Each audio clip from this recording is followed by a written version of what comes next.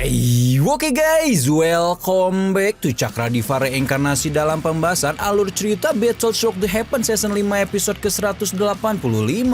Seperti biasa kita review dulu pembahasan alur cerita episode sebelumnya di mana Shoyan telah mempertaruhkan nyawanya sendiri demi membeli waktu untuk Jian memanggil pedang pembunuh naga. Baru ketika Shoyan benar-benar hampir dibuat pindah alam itulah Jian menggeprek para raja naga dengan pedang pembunuh naga dan berhasil membuat ketiganya lari kalang kabut, sekaligus juga menjadi tanda bahwa Pulau Naga Timur memenangkan pertempuran saudara serta pengukuhan posisinya sebagai Kaisar Naga yang baru. Tapi setelah pertempuran besar itu Shoyan akhirnya bengek juga dan harus menghabiskan beberapa bulan untuk memulihkan luka yang alhamdulillahnya dapat rezeki nomplok karena berhasil menerobos Doseng Bintang 2. Nah, bertepatan dengan keluarnya Shoyan dari retreat, Jian menyampaikan pesan dari Abah dan membuatnya tidak mau membuang lebih banyak waktu untuk kembali ke Papilun Bintang Jatuh. Kira-kira apa nih berita yang Abah dapatkan hingga meminta Shoyan BRB balik? Tanpa lama-lama langsung aja kita terobos.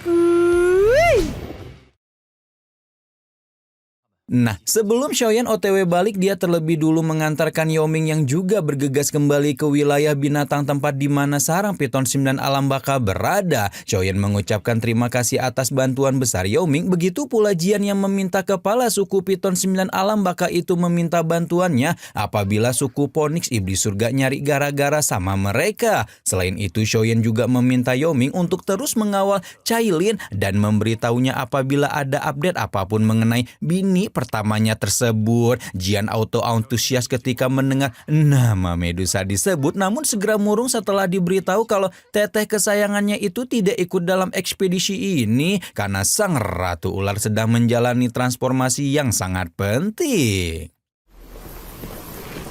Setelah Yaoming pamit undur diri, Shoyan mengungkit ancaman dari 3 Raja Naga yang sekarang dalam kondisi luka parah sehingga potensi mereka untuk kembali menyerang Pulau Naga Timur juga akan sangat kecil. Nah, berhubung sepertinya situasi di luar sana sangat memanas, berdasarkan pesan dari Abah, Shoyan pun berencana untuk segera pamit dan kembali ke Papilun Bintang Jatuh juga. Mendengar itu, Jian langsung bersemangat dan meminta dibawa ikut juga dengan rombongan Shoyan karena sudah sangat bosan terkurung bertahun-tahun di tempat ini. Namun baru saja Jian mengucapkan hal tersebut, dua tetua udah berjamaah seolah mengkode kalau mereka tidak mendukung sama sekali rencana sang Kaisar Naga Muda. Jian meminta para tetua membantunya mengurus Pulau Naga, namun Julie malah ngedrama tentang betapa penting peran Kaisar Naga.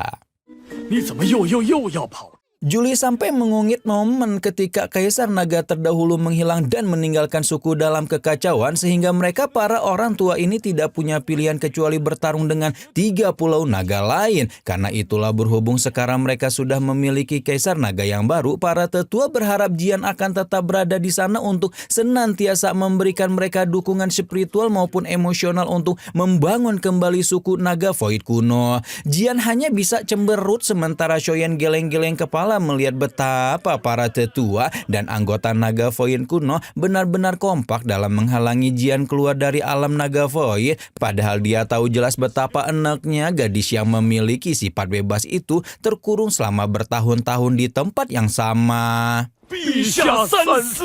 Karena sudah melihat drama tangis-tangisan di depannya, Jian pun dengan sangat berat hati mengubah keputusannya dan segera membuat suku Naga Void kuno meledak dalam kegembiraan. Dengan wajah ngenes, Jian berkata bahwa dia tidak akan mengantar Shoyan pergi dan Shoyan pun hanya bisa melemparkan senyum pasrah ketika berkata bahwa dia akan membawa semua orang untuk menemui Jian lagi kalau urusan mereka telah selesai. King San dan Julie membungkuk hormat ketika berterima kasih atas bantuan Shoyan pada mereka selama ini sebelum kemudian akhirnya berbalik masuk ke dalam istana Kaisar Naga dengan tawa riang setelah mengantarkan Shoyan pulang. Nah, ketika situasi di Pulau Naga sudah terasa begitu tenang dan damai karena perang telah usai dan Kaisar Naga yang baru akan tetap berada di Pulau Naga Timur untuk memimpin mereka, ternyata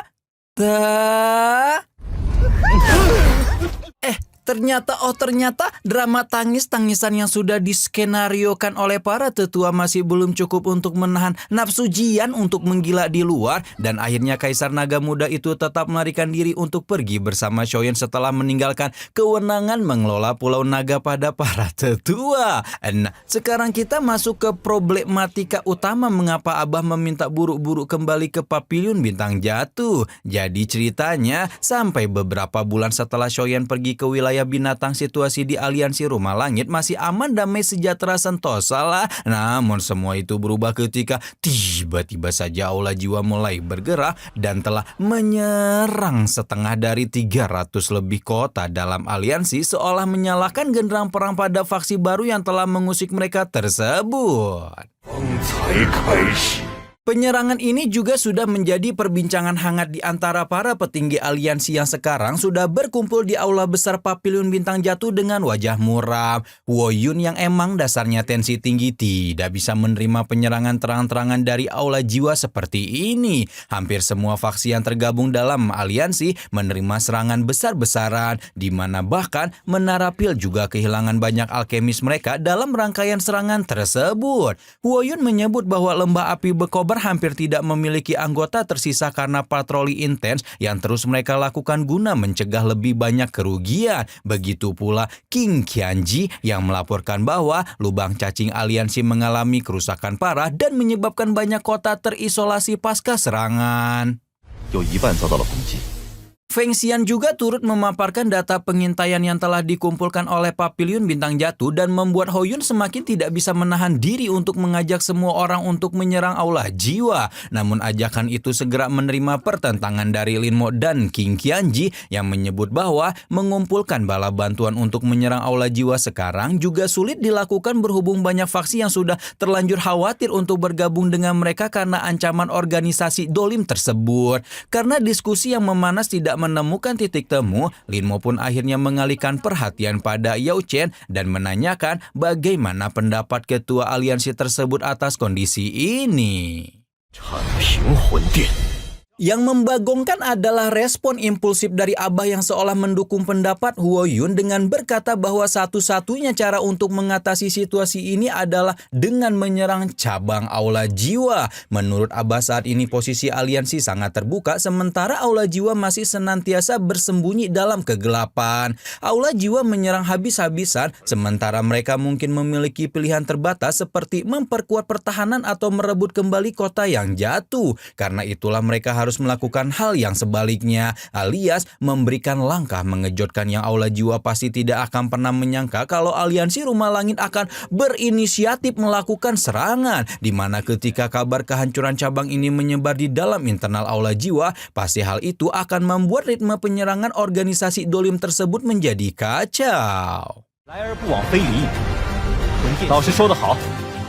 Penjelasan Yao Chen membuka pemikiran para petinggi aliansi dan pada saat yang sama itu juga, pendapat itu juga mendapat dukungan dari Shoyan yang baru saja tiba di Papiliun Bintang Jatuh ketika mendengar diskusi para petinggi aliansi. Kedatangan Shoyan mendapatkan sambutan hangat dari Abah sekaligus ungkapan keterkejutan dari para petinggi aliansi lainnya. Ungkapan keterkejutan itu tidak lain disebabkan karena peningkatan kultivasi Shoyan yang sudah mencapai doseng bintang 2 padahal baru 6 bulanan pemuda itu meninggalkan aliansi Rumah Langit. Abah yang sudah sedikit banyak mengetahui betapa OP muridnya hanya bisa menunjukkan ekspresi bangga sebelum kemudian ekspresi bangga itu juga turut berubah menjadi keterkejutan ketika menyadari ada eksistensi doseng bintang 4 di antara mereka. Iya, eksistensi yang dimaksud tidak lain dan tidak bukan adalah Jian yang langsung membuat seluruh petinggi aliansi Rumah Langit menangkupkan tangan untuk memberi penghormatan pada ahli mengejutkan tersebut. Jian dibuat awkward moment ketika menerima penghormatan ini, sementara Shoyan buru-buru menjelaskan pada Abah bahwa gadis itu adalah sebenarnya Jian yang sekarang telah menjadi Kaisar Naga Void kuno baru. Bahkan untuk Abah yang dulu sudah pernah mengenal mengenal dan menebak latar belakang tidak biasa dari Jian masih merasakan keterkejutan luar biasa ketika mendengar penjelasan Shoyan tentang identitas gadis tersebut. Namun petinggi lain lebih dari sekedar terkejut karena tidak menyangka bahwa mereka bisa melihat Kaisar Naga Void kuno yang selama ini masih sering dianggap tak lebih dari sekedar legenda di benua Dogi. Gila, sampai merinding dong. Shoyan yang mengetahui bahwa tindakan penuh hormat Abah malah membuat Jian terganggu, meminta gurunya untuk bersikap seperti biasanya sebelum kemudian buru-buru mengembalikan obrolan ke rencana penyerangan aula jiwa yang digagas oleh gurunya. Abah mengangguk ketika mulai menjelaskan bahwa selama ini mereka telah melakukan investigasi mendalam dan menemukan kalau aula jiwa memiliki banyak cabang. Namun di antara seluruh cabang tersebut ada aula Disha yang dianggap lebih penting, dan di atas aula Disha masih ada aula Tiangang yang terbagi lagi menjadi 3 tingkatan. 3 tingkatan itu adalah Tiandian atau aula langit yang menjadi markas utama aula jiwa dan dipimpin langsung oleh ketua aula. Didian atau aula bumi yang menjadi wilayah kekuasaan wakil ketua aula. Sedangkan Rendian atau aula manusia dikuasai oleh para Tianjun aula jiwa.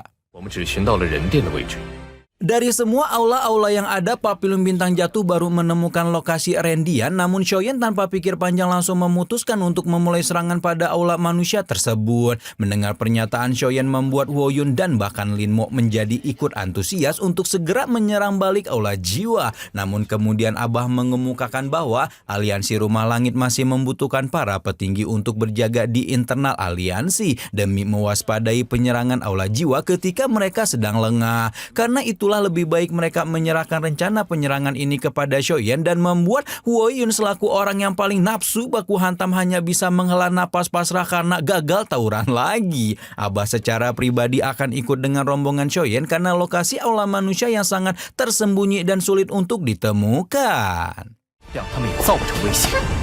Setelah meeting para petinggi aliansi selesai, Shoyan menghabiskan lebih banyak waktu untuk ngobrol dengan Abah yang tidak menyangka bahwa perjalanan Shoyan ke wilayah binatang ternyata menemui banyak rintangan. Abah baru saja memintanya beristirahat sejenak setelah perjalanan panjangnya ketika Shoyan menyerahkan 1 tetes esensi darah Wang Quan Yaoseng yang memang sengaja dia simpan untuk diberikan pada gurunya. Abah jelas merasa tidak layak menerima benda yang begitu berharga karena berpikir muridnya jauh lebih membutuhkan esensi darah tersebut dibanding dirinya. Shoyan buru-buru menjelaskan bahwa dia sudah mendapatkan 1 tetes darah dan karena efeknya tidak akan signifikan lagi maka dia memberikan tetes darah yang tersisa untuk Abah Hyolo. Oke, sekarang kita pindah lokasi dulu ke mata air kuning Piton 9 Alam Baka yang menjadi lokasi keberadaan Kanjeng Medusa kesayangan kita semua. Medusa yang dari beberapa episode lalu mendapatkan panggilan dari kedalaman mata air terus menyelam lebih jauh dan menemukan sebuah prasasti batu dengan pancaran cahaya 9 warna dari dalam sana. Setelah mengamati dan menelaah lebih jauh, Medusa pun sadar bahwa prasasti batu itu sepertinya menyimpan jiwa Piton penelan surga 9 warna yang langsung membuatnya buru-buru membungkuk memberikan penghormatan pada leluhurnya. Tidak lama setelah Medusa memperkenalkan diri dan memberikan penghormatan, kepala ular di puncak prasasti batu memancarkan cahaya 9 warna sebelum kemudian pancaran cahaya dengan warna yang sama mulai menyebar dari dalam prasasti dan menenggelamkan tubuh Medusa di dalamnya.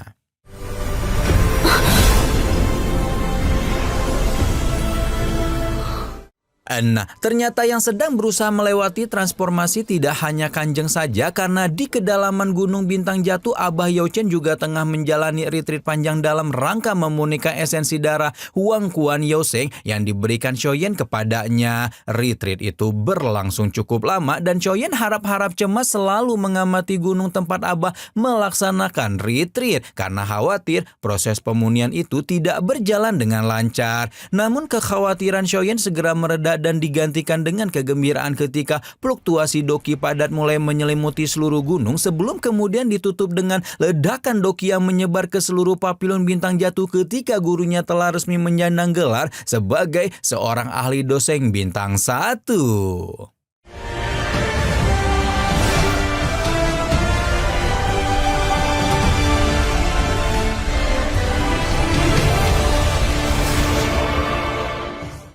Oke, kita pindah lagi ke cabang aula jiwa, tempat di mana para antek Dajjal yang banyak dosa itu mengumpulkan jiwa-jiwa anggota aliansi Rumah Langit. Para anggota aula jiwa yang tak terhitung jumlahnya berkumpul di benteng raksasa yang diliputi kegelapan dengan kolam jiwa yang ada di tengahnya. Jiwa-jiwa anggota aliansi yang dikumpulkan diliputi kepanikan ketika menyadari bahwa mereka sedang dimurnikan entah untuk apa oleh organisasi dolim ini, dan ketakutan akan hal tersebut membuat para jiwa-jiwa malang ini terus berusaha melarikan diri meskipun segala usaha itu pada akhirnya berujung pada kegagalan. Nah, baru setelah dimurnikan ternyata jiwa-jiwa itu langsung dilahap oleh para Tianjun aula jiwa, di mana pemurnian akan terus berlanjut sampai aliansi Rumah Langit hancur sepenuhnya.